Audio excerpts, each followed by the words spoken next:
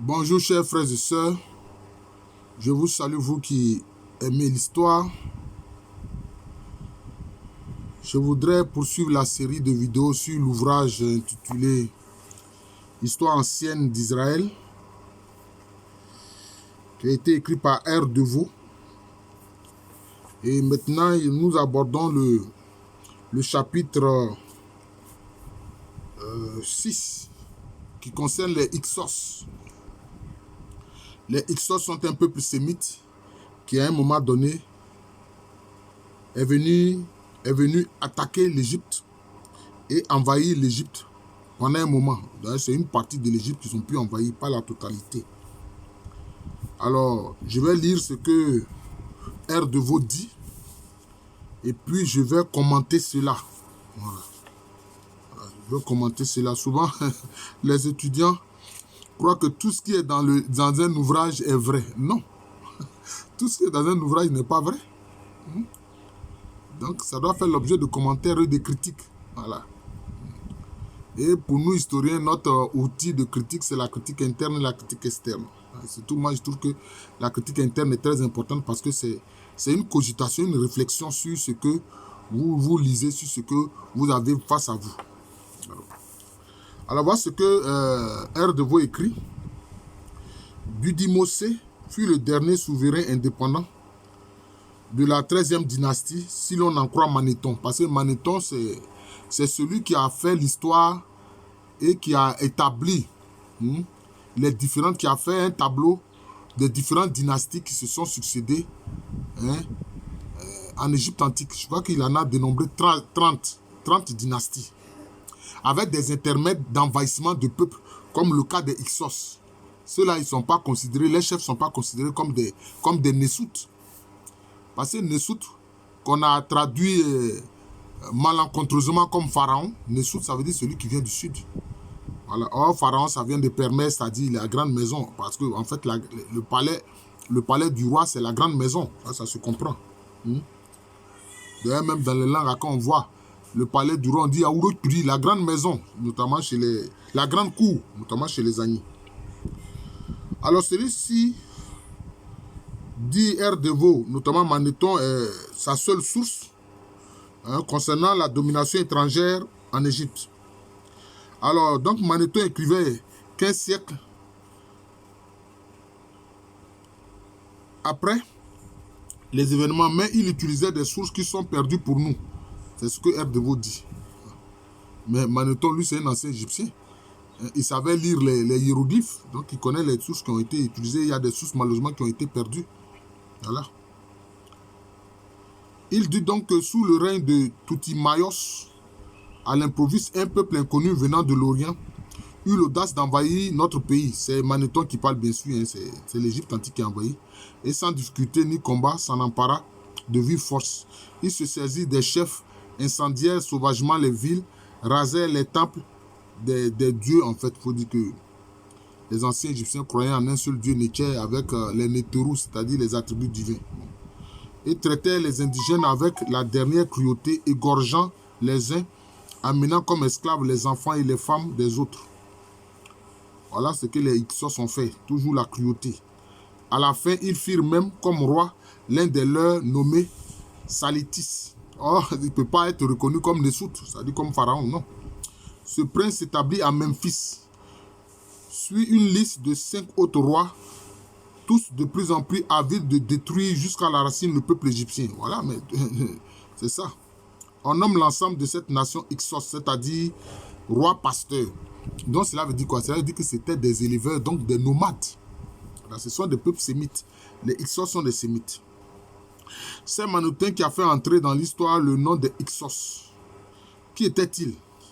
Quand et comment sont-ils venus en Égypte? Quelles ont été l'étendue et les répercussions politiques et culturelles de leur domination? Ces questions n'ont encore reçu aucune réponse définitive parce que les informations nous manquent. Bon, ça c'est R. Deveau qui dit ça. De la période elle-même, il ne nous est resté aucun test historique et seulement de rares documents. Mais puisque quand les Hyksos sont venus, ils ont fait quoi? Ils ont détruit les temples. Ils ont détruit les monuments. Ils ont détruit les êtres humains. Ils sont partis avec des anciens Égyptiens esclaves. Voilà le problème. Et donc, c'est eux-mêmes qui ont détruit les documents. Voilà le problème. Puis, ils sont des destructeurs. Voilà. Ils ont détruit les monuments. Les listes royales conservées par Manéthon et ses copistes ou par le papyrus fragmentaire de Turin offrent une confusion inextricable de noms et de règnes répartis en 4 dynasties. De la 14e à la 17e, qui ont été en partie contemporaines entre elles et en partie aussi contemporaines de la fin de la 13e dynastie. Vous voyez pourquoi est-ce que les anciens Hébreux ont prétendu que les anciens Égyptiens ont été durs avec eux. Ça vient de ces comportements de ces Sémites-là. Voilà. Parce que les Hébreux, ce sont des Sémites, tout comme les Hyksos. Vous avez vu comment les Hyksos ont fait? Détruire les villes, massacrer les gens. Voilà le problème. Hein? Si ce n'est toi, c'est donc ton frère. Les textes historiques ne reprennent qu'avec la guerre de libération et ils sont viciés par une hostilité contre les maîtres étrangers qui s'aggrava avec le recul du temps. Mais moi, je ne comprends pas pourquoi est-ce que R. Devos s'en étonne. Puisque les Hyksos même sont venus avec un comportement haineux, de destructeurs. Et puis eux, est-ce qu'eux, ils avaient des papyrus pour conserver ce qu'ils ont fait? D'ailleurs, ce qu'ils ont fait est tellement cruel qu'ils ne pouvaient même pas consigner ça sur des papiers, sur des papyrus. Voilà les faits. Qu'est-ce qui étonne R. Devos? Il veut prendre position dans ça? Bon, je ne sais pas. On ne peut donc que proposer des solutions qui paraissent être actuellement les plus probables. Bon. L'étymologie que Manéthon donne du mot grec Ixos qu'il a forgé est fausse. Bon, on va voir bien, on verra bien. Il a dérivé du titre que portaient les chefs de ses envahisseurs. Bon, il a mis le terme en grec. Bon, je ne sais pas si c'est en ancien égyptien, mais ça, ce n'est pas de l'ancien égyptien, ça. C'est une sorte de traduction. Chef des pays étrangers. Ces mots servaient depuis plusieurs siècles à désigner les chefs bédouins de Syrie et de Palestine. Mais c'est tout à fait normal parce que pour les anciens Égyptiens, ce sont des peuples de pasteurs et de gens qui errent dans le désert. Mais le nom général que les anciens Égyptiens leur donnaient, c'est Amou, c'est-à-dire les errants. Mais ce sont les chefs ici, en l'occurrence, de ces Sémites qui sont venus attaquer l'Égypte, c'est ceux-là qu'ils ont appelés Hyksos. Donc ce n'est pas le peuple en entier qui a appelé Hyksos, mais ce sont les chefs de ces Amous-là. C'est de ça qu'il s'agit. Voilà. Le peuple qui les suivait reçoit dans les textes égyptiens les noms d'Asiatiques. Bon, parce qu'avant cette zone était appelée aussi Asie. Ou habitants des sables. Sable, cela veut dire quoi? C'est-à-dire habitants du désert. Habitants des sables, c'est-à-dire habitants du désert. Ou gens du Retenou, qui signifiait depuis longtemps les populations du Sinaï, de la Palestine, de la Syrie. Parmi les noms propres des Hyksos, certains sont sémites, comme le sont certainement, quel que soit... bon, ça c'est... Bon, c'est ce que dire... Quelle que soit la lecture exacte du second élément. Voilà.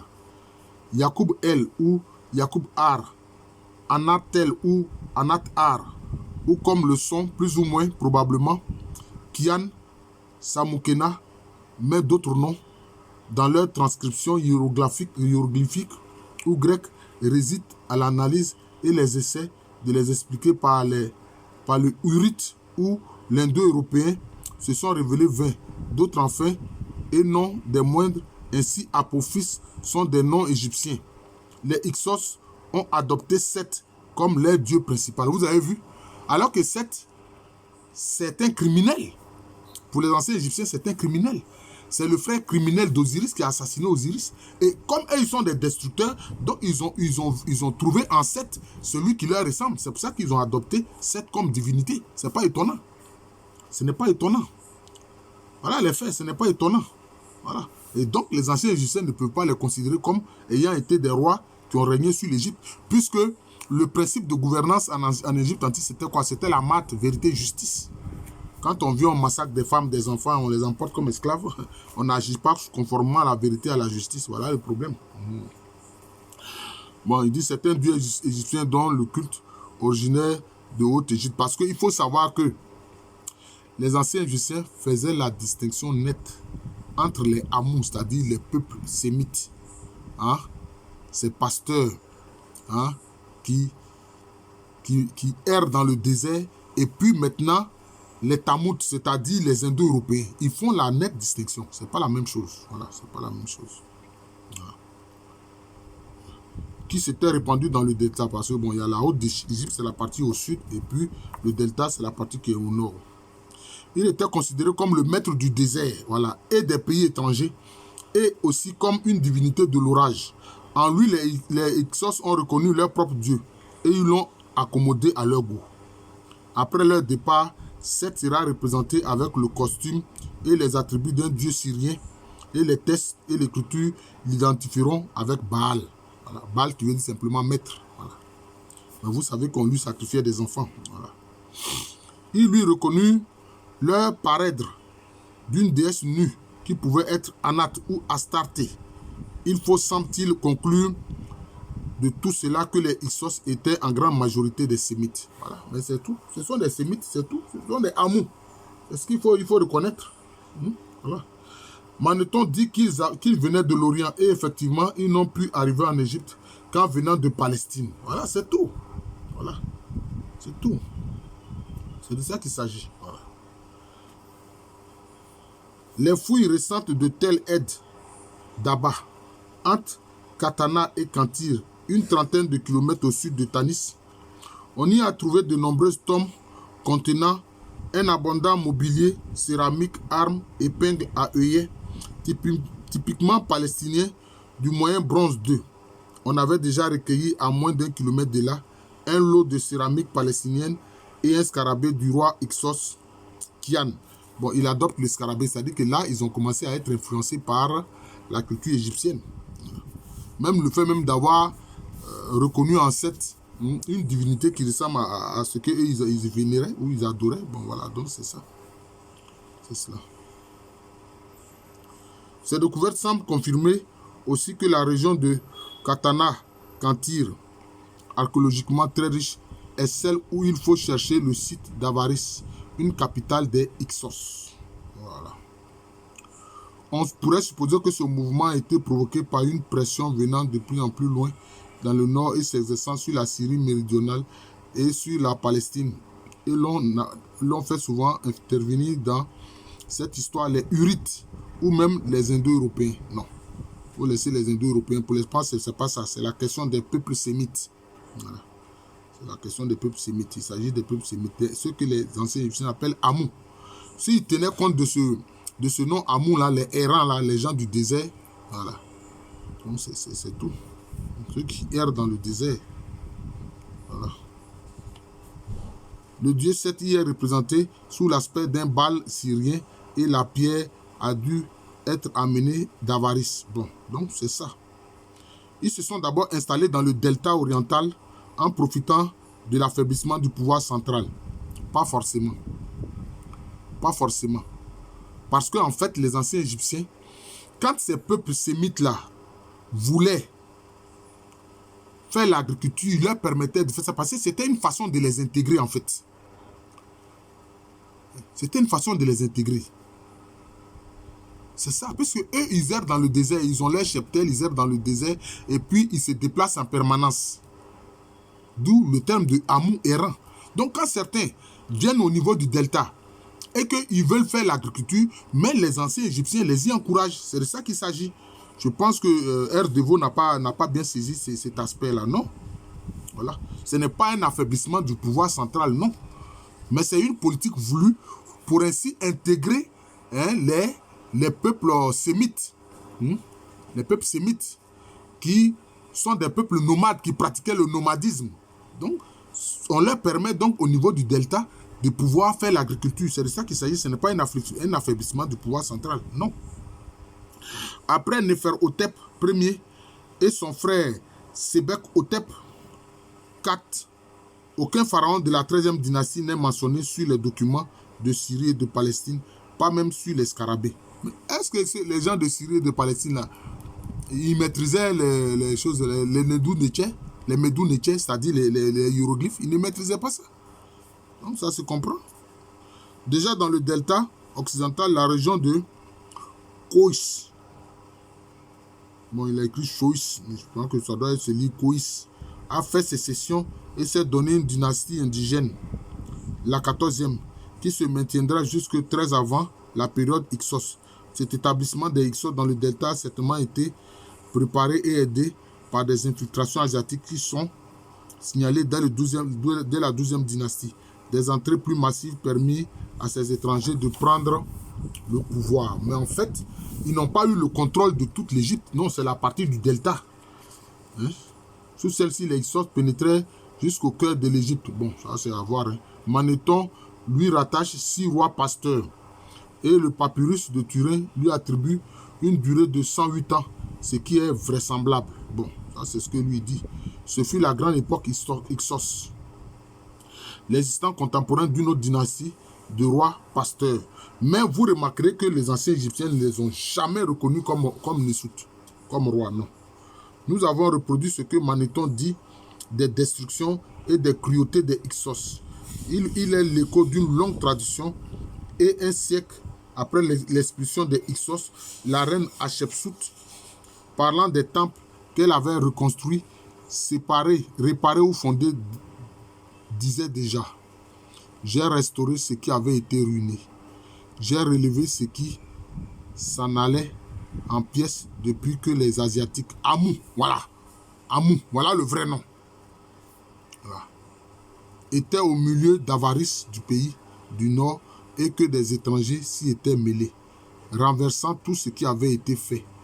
Hein? Ils gouvernaient sans Ra, c'est-à-dire sans la lumière. Ces jugements sévères ont été trop facilement acceptés par les historiens. Non, je ne suis pas d'accord avec R. Deveau. Est-ce le fait qu'il écrit sur les Hébreux qui l'amène à agir comme ça, parce que les Hébreux aussi sont des Amous comme les Hyksos? Ils sont de même extraction comme les Hyksos? Non. Ils jouent les avocats des choses des Hébreux à travers les Hyksos. C'est pas normal. Et d'ailleurs, c'est ce qui a fait que les anciens Égyptiens avaient du mal à accepter ces peuples-là. Ils sont venus en envahisseur en détruisant tout. Même les temples, ils ont détruit. Hein? Ils ont tué, massacré. C'est de ça qu'il s'agit. Alors, il écrit: l'agriculture ne fut pas délaissée, le commerce continua, il s'intensifiant même entre le delta et la Palestine. Mais ce qu'ils oublient, ces peuples errants, la nomade là, est-ce qu'ils savaient l'agriculture? Ils connaissaient les techniques culturelles? Ils connaissaient les techniques agricoles? Non. Ce sont les anciens Égyptiens qui leur ont appris ça. Ce sont les Khmers qui leur ont appris ça. Parce que ça faisait partie d'un des outils d'intégration de ces peuples-là par les anciens Égyptiens. Quelquefois, les gens écrivent les livres, ils ont des partis pris. Bon, quand tu es en train d'écrire un livre, déjà, tu as des partis pris, c'est pas la peine. Bon, maintenant, il y a ce qu'il écrit ici. Ça, je ne suis même pas d'accord avec lui. Il dit: les Hyksos ont préparé, sans le savoir, les conquêtes politiques et le rayonnement culturel du nouvel empire égyptien. Non. C'est parce que les anciens Égyptiens ont tiré les leçons de l'épisode criminel des Hyksos. Ils ont tiré les leçons de ça. C'est de ça qu'il s'agit. Ils ont tiré les leçons. C'est de ça qu'il s'agit. Donc vous voyez que là, bon, R. Deveau, hein. Le mouvement de renaissance nationale parti de Haute-Égypte. Voilà. Pourquoi? La Haute-Égypte, c'est quoi? C'est la partie sud. C'est la partie où il y a les Noirs, les Khmers, les anciens Égyptiens, les véritables. C'est de ça qu'il s'agit. Dans la seconde moitié du 7e siècle, c'est-à-dire avant Jésus-Christ, hein, des princes égyptiens régnèrent à Thèbes. D'ailleurs, Thèbes, c'était l'ancienne capitale, la première. Et tout en restant nominalement vassaux des Hyksos, ça, ce n'est pas vrai. Ils n'étaient pas vassaux des Hyksos. Les Hyksos n'arrivaient pas à contrôler les parties sud. Voilà encore un mensonge historique de R. Deveau. Les Hyksos n'ont régné que dans la partie du delta. Ils n'ont pas pu régner au sud. Voilà. C'est pour ça que les anciens Égyptiens ont pu se préparer pour prendre leur revanche et puis chasser ces Hyksos-là. Ce n'est pas vrai.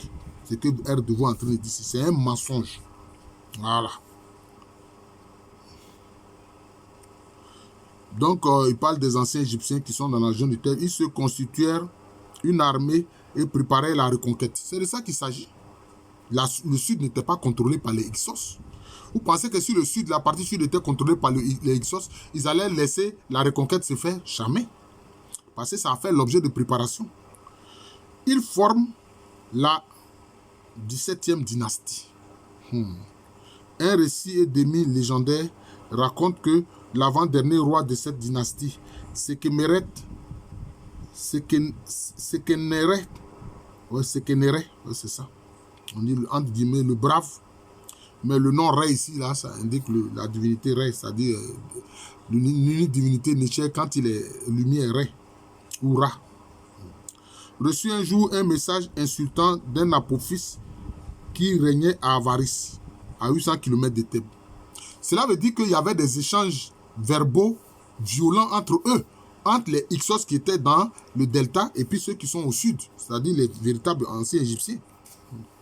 Lui enjoignant de le débarrasser des hippopotames du lac de Thèbes qui l'empêchaient de dormir. Bon, ça c'est une image. Les hippopotames qui l'empêchent de dormir, cela veut dire quoi? Parce que les hippopotames, ils sont où? Ils sont dans le fleuve Nil.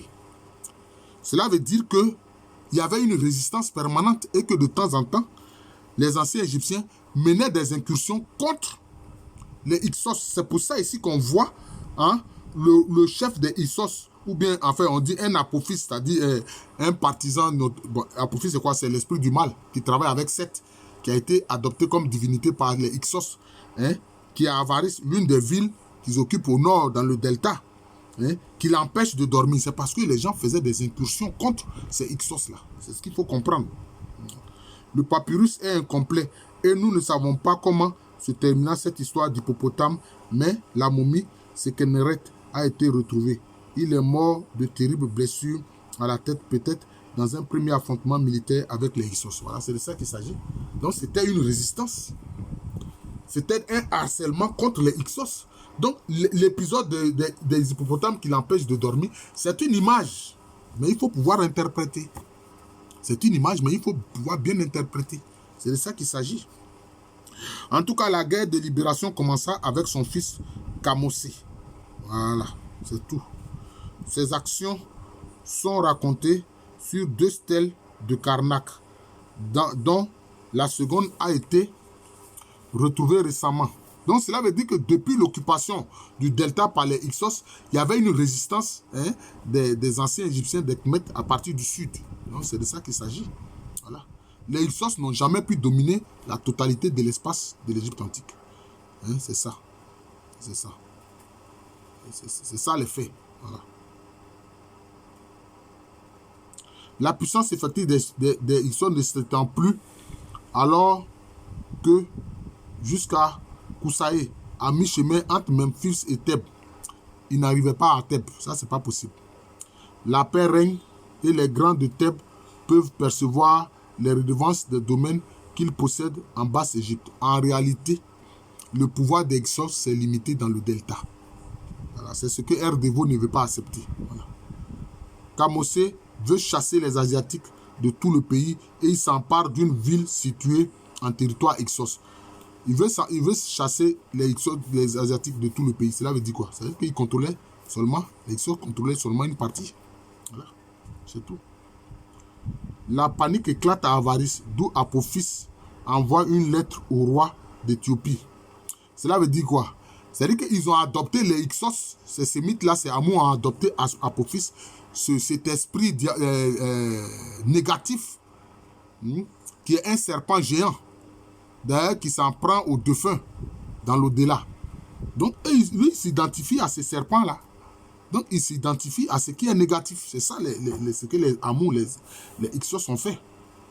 Et il envoie une lettre au roi d'Éthiopie réclamant son aide contre Kamosé. Mais celui-ci interprète le message et continue les opérations. Mais lui, il pense que les Éthiopiens allaient le soutenir. Jamais. Parce que les Éthiopiens, ils sont noirs comme les anciens Égyptiens. C'est ça. Taméri, l'Égypte antique, et puis l'Éthiopie, c'est la continuité, ce sont des frères. Il ne semble pas que celle-ci ait mené loin.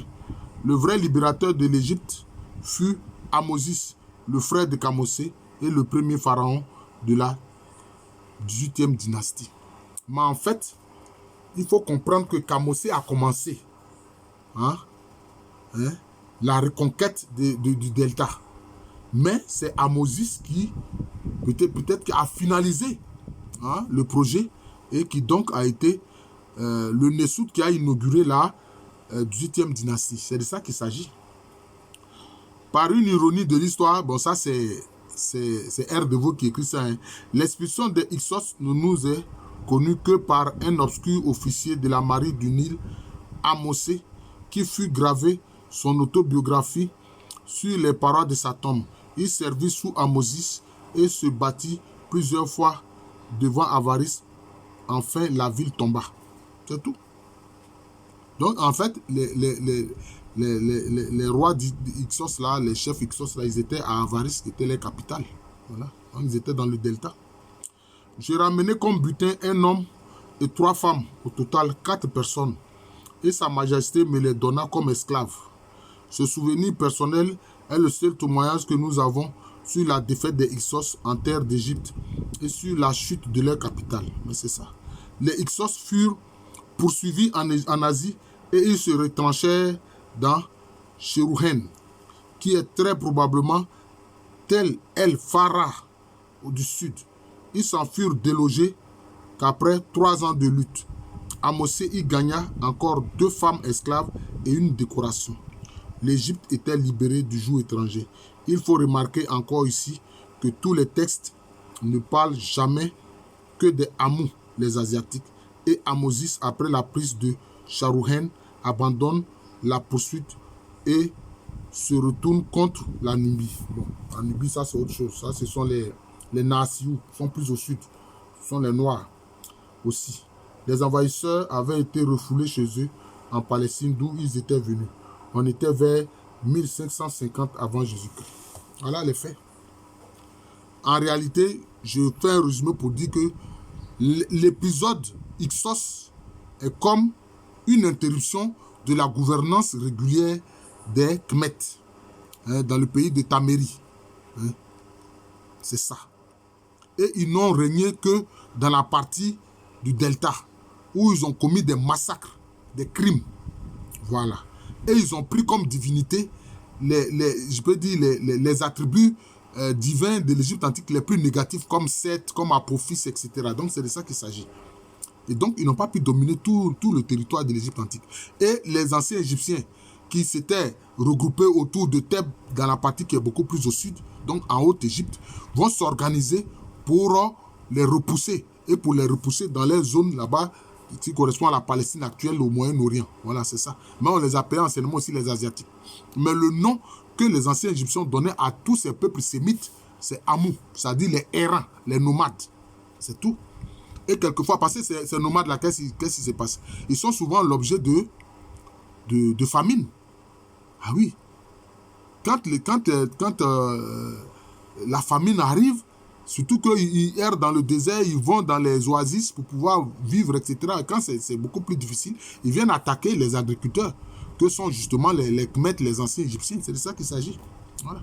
Donc l'épisode Hyksos, ce n'est pas un épisode royal, non. Voilà. Et Maneton a raison de ne pas le compter parmi les rois des anciens Égyptiens, c'est-à-dire parmi les rois, les Nessout. Voilà. Donc c'est tout. Et donc la 18e dynastie vient notamment prolonger maintenant la véritable histoire de l'Égypte antique. Voilà. Je vous remercie. Donc, je présentais un passage de l'ouvrage de R. Deveau qui est intitulé Histoire ancienne d'Israël. Voilà. L'épisode des Hyksos. Voilà. Moi, je vais appeler ça la parenthèse Hyksos. Voilà. Des Amous, voilà, des errants. Je suis le professeur Alou Kwame René, professeur titulaire d'histoire à l'université Félix Houphouët-Boigny, une université qui est à Abidjan, c'est à Cocody, c'est en Côte d'Ivoire, un pays situé en Afrique de l'Ouest. Donc vous voyez, il faut pouvoir commenter. Ça, je le dis aussi aux étudiants qui font les commentaires de texte, il faut pouvoir commenter. Ce que vous lisez dans un ouvrage n'est pas vérité vraie chaque fois, non. Il faut pouvoir commenter. Et ça, c'est important. Voilà. Et il dit que la seule source qu'il a, c'est la source de Manéthon.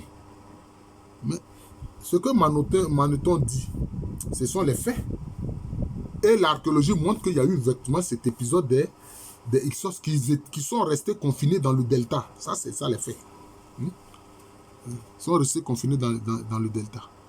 Et ce sont ces peuples, tous ces peuples sémites-là, que ce soit les Hyksos, les Hittites, les Hébreux, les Amorites, les Amoréens, tous ceux-là, ce sont les Amous, les errants. Donc, c'est-à-dire des nomades. Voilà. Et puis, les langues sont semblables. Les Chaldéens, etc. Les langues sont semblables. C'est les mêmes langues qu'ils parlent. Voilà, c'est ça.